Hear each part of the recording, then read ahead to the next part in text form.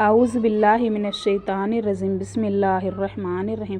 دوزخ اور دوزخیوں کے حالات جو اب تک آپ نے پڑھے ہیں، یہ اس لیے نہیں لکھے کہ سرسری نظر سے پڑھ کر کتاب الماری کے سپرد کر دی جائے اور دوزخ اور دوزخیوں کے حالات کو پڑھ کر دوسرے قصوں اور کہانیوں کی طرح بھلا دیا جائے۔ حقیقت یہ ہے کہ پچھلے واقعے اور حالات جو بیان کیے گئے ہیں، چونکہ قرآن کی آیتوں اور نبی کی حدیثوں کا ترجمہ ہیں، اس لیے بلا شک صحیح اور واقعی ہیں۔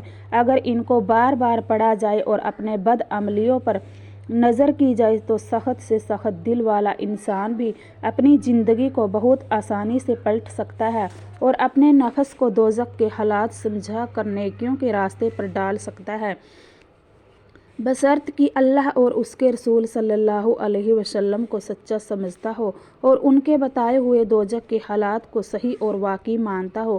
مومن بندے ہمیشہ اپنی زندگی کو حساب کرتے رہتے ہیں اور اللہ تعالیٰ شانہ کے دربار میں دوزخ سے پناہ میں رہنے کی دعا کرتے رہتے ہیں۔ بھلا کیسے ہو سکتا ہے کہ جو شخص ان حالات کو صحیح سمجھتا ہو وہ اپنی زندگی کو دنیا کی لذتوں اور فنا ہو جانے والی عزت اور دولت کے حاصل کرنے میں گنوا دے۔ رسول خدا صلی اللہ علیہ وسلم نے ارشاد فرمایا ہے کہ دوزخ لذتوں میں چھپا دیا گیا ہے، جنت ناگواریوں میں چھپا دیا گیا ہے، یعنی لذتوں میں پڑ کر زندگی گزارنے والے وہ کام کر رہے ہیں جن کے پردے میں دوزخ ہے، اور نفس کو ناگواریوں میں پھنسا کر اچھے عمل کرنے والے وہ کام کر رہے ہیں جن کے پردے میں جنت ہے۔ بھلا جسے دوزخ کی بھوک کی خبر ہو وہ روزہ چھوڑ سکتا ہے، اور جو دوزخ کی بے چینی کو جانتا ہو وہ ذرا سی نیند اور فانی آرام کے لیے نماز برباد کر سکتا ہے، اور جو دوزخ کے سانپ بچھوؤں کی ڈسنے کی جلن کی خبر رکھتا ہو وہ یوں کہہ سکتا ہو کہ داڑھی رکھنے سے کھجلی ہوتی ہے۔ جنہیں ذوب الحزن کی خبر ہو وہ دکھاوے کی عبادت کیسے کر سکتے ہیں، اور جس کو تصویر بنانے کا انجام معلوم ہو وہ تصویر بنا سکتے ہیں۔ جن کو یہ یقین ہو کہ شراب پینے کی سزا میں دوزخیوں کے جسموں کا دھون یعنی چوڑ پینا پڑے گا وہ شراب کے پاس جا سکتے ہیں۔ ہرگز نہیں، ہرگز نہیں۔ حقیقت یہ ہے کہ جنت اور دوزخ کے حالات صرف زبانوں تک ہی محدود سمیت رہ گئے ہیں اور یقین کے درجے میں نہیں رہے، ورنہ بڑے گناہ تو دور کی بات چھوٹے گناہوں کے پاس جانا بھی سوچ نہیں سکتے۔ حضرت علی رضی اللہ فرماتے تھے کہ اگر جنت اور دوزخ میرے سامنے رکھ دی جائے تو میرے یقین میں ذرا سی بھی بڑھتی نہیں ہوگی، یعنی میرا غیب پر ایمان اتنا مضبوط ہے کہ آنکھوں سے دیکھ کر بھی اتنا ہی یقین نہیں ہو سکتا جتنا بغیر دیکھے ہے۔ جن کو دوزخ کے حالات کی خبر ہو وہ گناہ تو کیا کرے، اس دنیا میں نہ ہنستے نہ خوشی مناتے۔ رسول خدا صلی اللہ علیہ وسلم نے حضرت جبرائیل علیہ السلام سے دریافت فرمایا کہ کیا بات ہے، میں نے میکائیل کو ہنستے ہوئے نہیں دیکھا۔ عرض کیا، جب سے دوزخ کی پیدائش ہوئی ہے میکائیل علیہ السلام نہیں ہنسے۔ امام احمد صحیح مسلم کی ایک روایت میں ہے کہ رسول خدا صلی اللہ علیہ وسلم نے ایک مرتبہ ارشاد فرمایا کہ اس ذات کی قسم جس کے قبضے میں میری جان ہے، اگر تم نے وہ منظر دیکھا ہوتا جو میں نے دیکھا ہے تو تم ضرور کم ہنستے اور زیادہ روتے۔ صحابہ رضی اللہ نے عرض کیا، آپ نے کیا دیکھا؟ ارشاد فرمایا، میں نے جنت اور دوزخ دیکھی۔ حضرت ابن مسعود رضی اللہ فرماتے تھے، مجھے تعجب ہے کہ لوگ ہنستے ہیں حالانکہ ان کو دوزخ سے بچنے کا یقین نہیں ہے۔ حضرت ابو سعید رضی اللہ فرماتے ہیں کہ رسول خدا صلی اللہ علیہ وسلم ایک بار مکان سے باہر تشریف لائے اور دیکھا کہ لوگ کھل کھلا کر ہنس رہے ہیں۔ یہ دیکھ کر آپ نے فرمایا، اگر تم لذتوں کو ختم کر دینے والی چیز یعنی موت کو کثرت سے یاد کرتے رہو تو تمہیں اس کی فرصت نہیں ملتی جس حال میں تم کو دیکھ رہا ہوں۔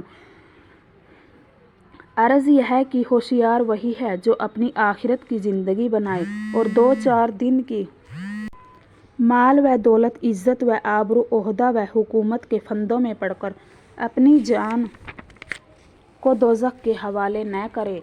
جب عذاب میں پھنسو گے تو پچھتانے ہوگا۔ یا لیتہا کانت القاضیۃ ما اغنی عنی مالیہ ہلک عنی سلطانیہ، اے کاش وہ موت ہی ختم کر دیتی میرے کام، کچھ نہ آیا میرا مال، جاتی رہی میری حکومت، کہنے اور ہاتھ ملنے سے کچھ حاصل نہ ہوگا۔ جنت جیسی آرام کی جگہ کی طلب سے لاپرواہی اور دوزخ جیسے بے مثال عذاب کے گھر سے بچنے کی چنتا سے غفلت بے عقلوں کا کام ہو سکتا ہے کہ رسول خدا صلی اللہ علیہ وسلم نے فرمایا کہ جنت کو طلب کرو جتنا تم سے ہو سکے اور دوزخ سے بھاگو جتنا تم سے ہو سکے، کیونکہ جنت کا طلبگار اور دوزخ سے بھاگنے والا لاپرواہی کی نیند نہیں سو سکتا۔ حضرت یحییٰ بن معاذ رضی اللہ تعالیٰ عنہ فرماتے تھے کہ آدمی بیچارہ جتنا تنگ دستی سے ڈرتا ہے اور جہنم سے اتنا ہی ڈرے تو سیدھا جنت میں جائے گا۔ حضرت محمد بن مقدیر جب روتے تھے تو آنسوؤں کو اپنے منہ اور داڑھی سے پونچھتے تھے اور اس کی وجہ سے یہ بتاتے تھے کہ مجھے یہ روایت پہنچی کہ اس جگہ جہنم کی آگ نہ پہنچے گی جہاں آنسو پہنچے۔ ایک انصاری نے تہجد پڑھا اور بیٹھ کر بہت روئے اور کہتے رہے کہ جہنم کی آگ کے بارے میں اللہ ہی سے فریاد کرتا ہوں۔ ان کا حال دیکھ کر رسول خدا صلی اللہ علیہ وسلم نے فرمایا، آج تم نے فرشتوں کو رلا دیا۔ حضرت زین العابدین رضی اللہ تعالیٰ عنہ ایک مرتبہ نماز پڑھ رہے تھے کہ گھر میں آگ لگ گئی، مگر آپ نماز میں مشغول رہے۔ لوگوں نے پوچھا کہ آپ کو خبر نہ ہوئی؟ فرمایا کہ دنیا کی آگ سے آخرت کی آگ نے غافل کر رکھا تھا۔ ایک صاحب کا قصہ ہے کہ رات کو سونے کے لیے بستر پر جاتے اور سونے کی کوشش کرتے مگر نیند نہ آتی تھی، اس لیے اٹھ کر نماز شروع کر دیتے تھے اور اللہ کے دربار میں عرض کرتے تھے کہ اے اللہ، آپ کو معلوم ہے کہ جہنم کی آگ کے خوف نے میری نیند اڑا دی۔ پھر صبح تک نماز میں مشغول رہتے۔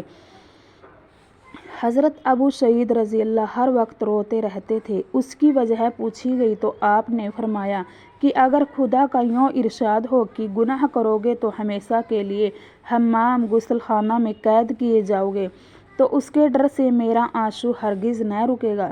پھر جبکہ گناہ کرنے پر دوزخ سے ڈرایا جس کی آگ 3000 سال تک گرم کی گئی ہے تو میرے آنسو کیسے رکے؟ السلام علیکم ورحمۃ اللہ وبرکاتہ۔